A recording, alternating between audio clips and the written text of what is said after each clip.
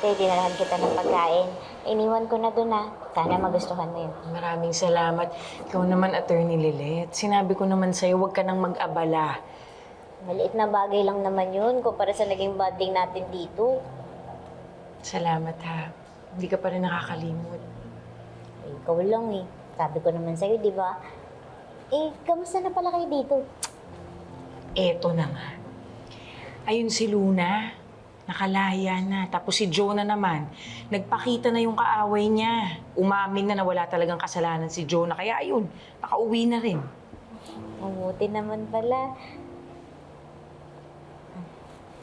Ate Ella, pasensya ka na. At konting tiis pa. Kasi naghahanap ako ng abogadong hahawak sa kaso mo Huwag mo na akong alalahanin. Gugulong na yung kaso ko uli. Bakit? May abogado ka na? Ito nga kasi, pasalamat ako.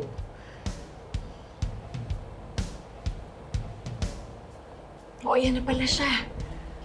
Siya yung abogado mo? Kamusta? Ay, Tony, magandang araw ho. Magandang araw. Ay, kaibigan ko ho, abogado rin ho siya, si Atty. Lilet Matias ho. It's an honor to meet you po. Atty. Abalos na lang. Atty. Abalos. At nag-uusap yata kayo. Baka nakakastorbo ako. Ay, hindi po. Dinala ko lang po si Ate Ella. Pero mauna na rin po ako para makapag-usap na rin po kayo. Dito po kayo. Salamat, darling. Salamat.